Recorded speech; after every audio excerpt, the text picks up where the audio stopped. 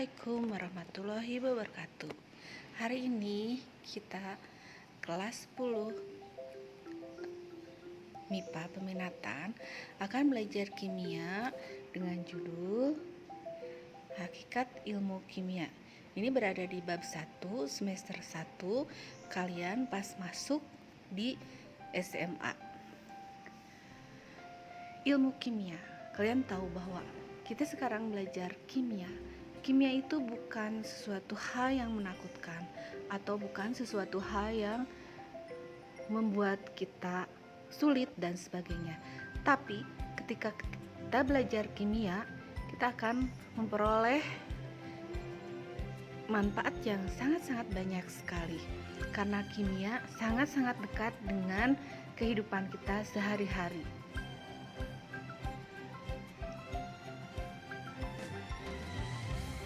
Pengertian ilmu kimia.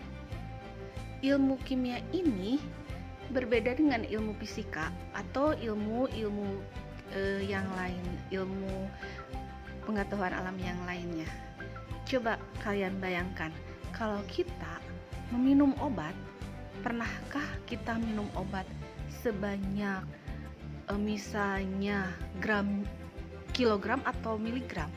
Kita meminum obat dengan banyaknya hanya di gram atau miligram. Atau kita memakai emas itu kita pakai tidak berkilo-kilo, tapi kita pakai bergram. Berarti ilmu kimia itu ilmu kimia yang sangat kecil, tapi kita bisa mempelajarinya tentang alam, tentang yang berhubungan dengan alam ini. Kita lihat, ilmu kimia adalah bagian dari ilmu pengetahuan alam. Kalian tahu bahwa ilmu pengetahuan alam itu ilmu yang sangat-sangat dekat dengan penciptanya. Berarti ketika kita belajar kimia, kita bisa sambil bertafakur atau berzikir, melihat kekuasaan Allah atau kekuasaan Tuhan yang maha besar, dan melihat bahwa memang alam ini terdiri dari bahan-bahan yang berupa atau bahan-bahan yang berhubungan dengan ilmu kimia. Di sini, ilmu kimia adalah bagian dari IPA yang fokus pada pembahasan tentang susunan, struktur, sifat dan perubahan materi serta energi yang menyertainya. Apa yang dimaksud dengan susunan, struktur, sifat dan perubahan materi itu? Coba kita lihat. Susunan materi. Kalian tahu apa itu materi? Materi adalah segala sesuatu yang punya massa dan menepati ruang. Mungkin kalian sudah pelajari di SMP. Nah, sekarang kita lihat susunan materi. Yang dimaksud adalah tentang unsur, senyawa, dan campuran. Kalian tahu apa pengertian unsur? Mungkin di SMP kalian pernah belajar bahwa unsur itu zat yang paling sederhana yang sudah tidak bisa dibagi-bagi lagi. Contohnya ada unsur natrium, ada hidrogen, ada oksigen, ada besi dan karbon, dan banyak lagi unsur yang terdapat di alam ini. Senyawa. Senyawa adalah zat yang terbentuk dari gabungan beberapa unsur dengan perbandingan tertentu. Contohnya yang terdekat dengan kita, karbon dioksida, air, kalsium karbonat, natrium klorida, garam dapur, dan sebagainya. Yang ketiga adalah campuran. Campuran adalah gabungan antara dua zat atau lebih di mana sifat penyusunnya tidak berubah. Contoh campuran adalah ada larutan gula, ada susu, air, dan sebagainya. Campuran ini juga terdiri dari campuran yang homogen dan campuran yang heterogen.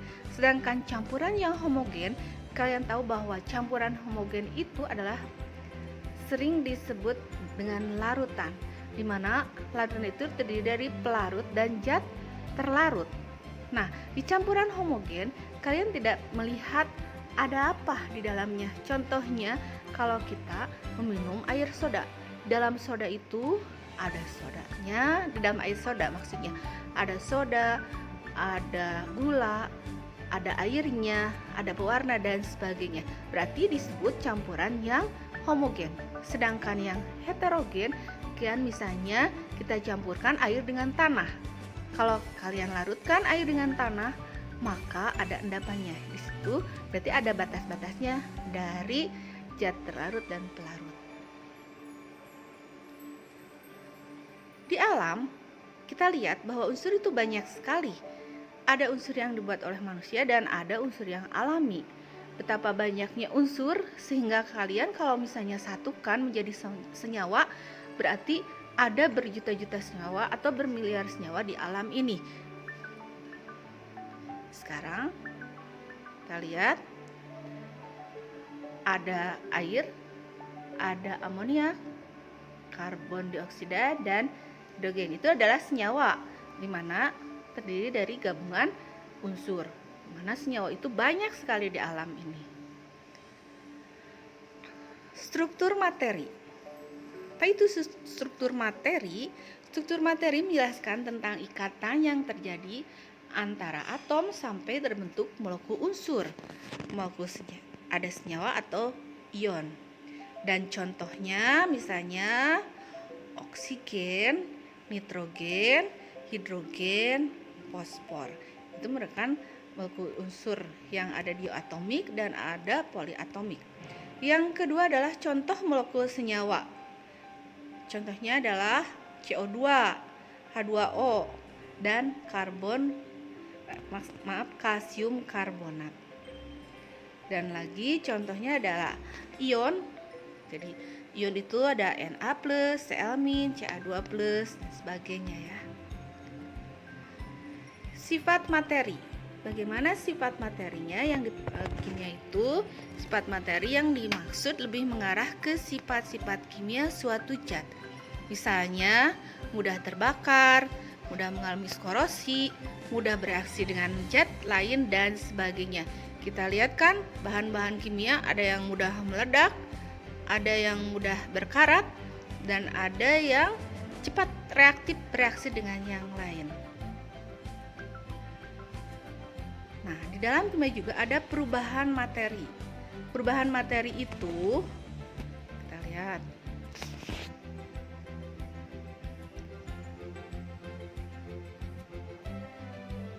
Perubahan materi itu dibedakan menjadi dua, ada perubahan fisika dan ada perubahan kimia. Ini sudah dipelajari di SMP. Yang fisika adalah perubahan yang tidak menghasilkan zat baru.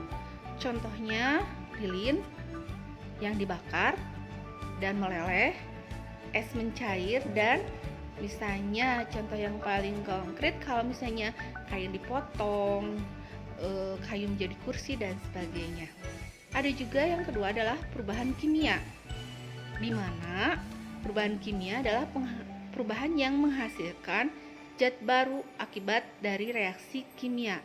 Contohnya besi berkarat, kayu dibakar, pernapasan, ada pencernaan. Di dalam pencernaan itu merupakan perubahan kimia. Misalnya pembuatan tape, terus ada lagi misalnya pembusukan dan sebagainya.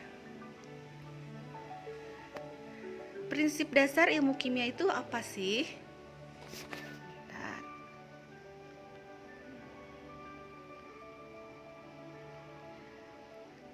Prinsip dasar yang menjadi acuan perkembangan ilmu kimia adalah adanya perubahan bentuk dan susunan partikel menjadi bentuk lain dengan sifat yang berbeda. Misalnya ketika natrium yang direaksikan dengan klor, natrium yang padatan dan klor itu yang merupakan gas, bergabung akan membentuk suatu garam dapur yang kita sering konsumsi, jadi NaCl. Tidak sama kan bentuknya? Yang pertama Na itu padatan, logam padat, dan yang kedua adalah klor itu gas. Dan jadilah jadi merupakan prinsip dasar ilmu kimia.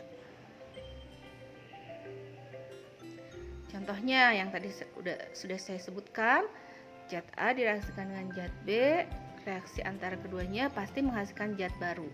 Sebut saja zat C, di mana sifat zat C ini berbeda dengan sifat zat A maupun zat B. Tadi saya coba jelaskan, saya coba kasih contoh ketika NaCl. Jadi NaCl terbentuk menjadi garam yang putih yang bisa dimakan. Tetapi kalau misalnya sebelumnya Na itu padatan yang mudah terbakar dan klor itu gas yang sangat beracun.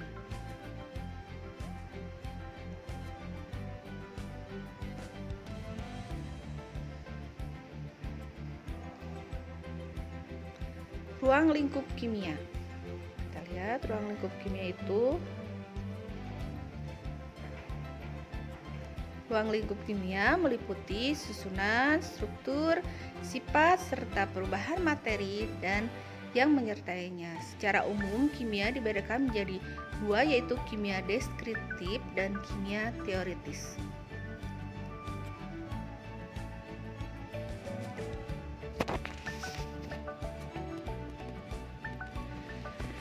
Kimia deskriptif adalah kimia yang didapatkan melalui pengamatan sifat zat, ya.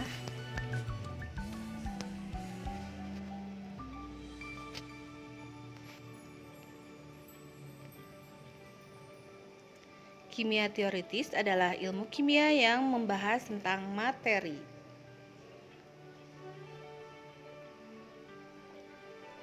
Nah, untuk menciptakan suatu hukum atau suatu percobaan, kita harus melewati dengan metode ilmiah. Metode ilmiah itu terdiri dari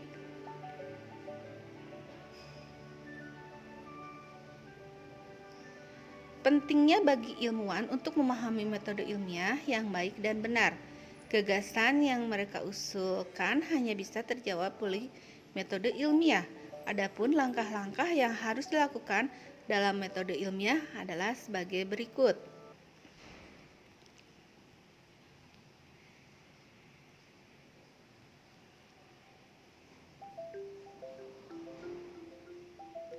Satu, merumuskan masalah dengan cara fokus pada bahasan tertentu atau tema tertentu. Dua, mengkaji teori atau penelitian yang bertujuan untuk menghindari tumpang tindih penelitian.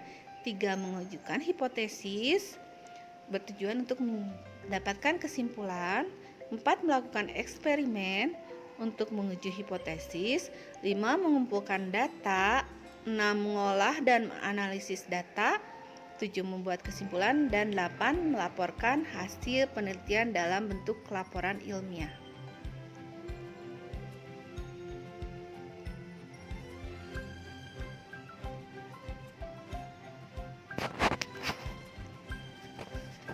Hubungan antara ilmu kimia dan ilmu lain.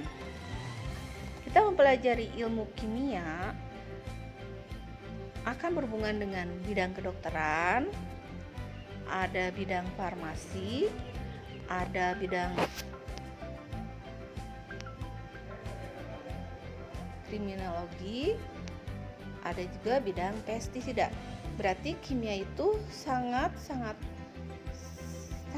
bermanfaat dan sangat bisa berhubungan dengan yang lainnya. Misalnya bidang kedokteran, ilmu kimia bisa mendiagnosis suatu penyakit. Bidang farmasi, di bidang farmasi obat-obatannya itu sangat berhubungan dengan kimia. Bidang kriminologi, kimia di bidang ini untuk proses visum, pemeriksaan urin dan sebagainya. Bidang pertanian atau pestisida, pembuatan pupuk dan pemulihan tanaman. Manfaatnya kita belajar kimia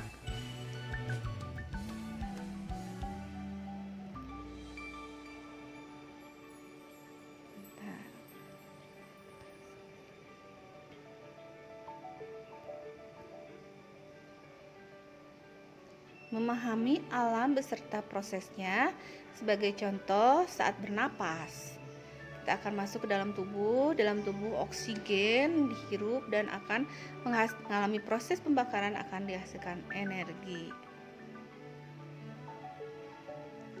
Memahami produk-produk yang berguna dalam kehidupan sehari-hari, contohnya penggunaan deterjen, sabun, obat-obatan dan sebagainya.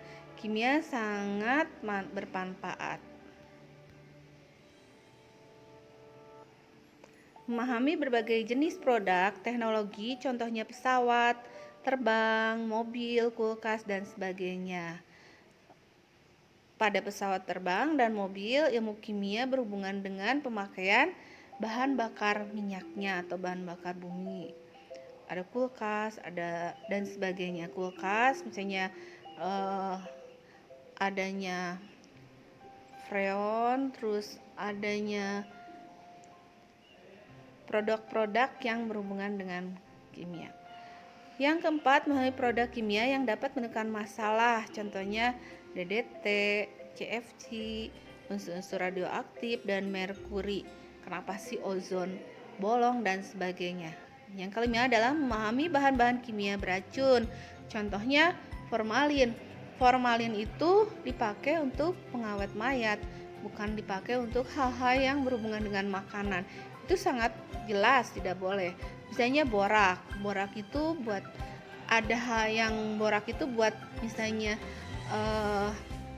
untuk bangunan dan sebagainya, tapi ini dipakai untuk makanan, itu sudah menyalahi aturan. Sekian bahasan tentang kimia. Mudah-mudahan kalian akan sangat menyukai dan sangat berbahagia untuk belajar kimia. Terima kasih atas perhatiannya. Assalamualaikum warahmatullahi wabarakatuh.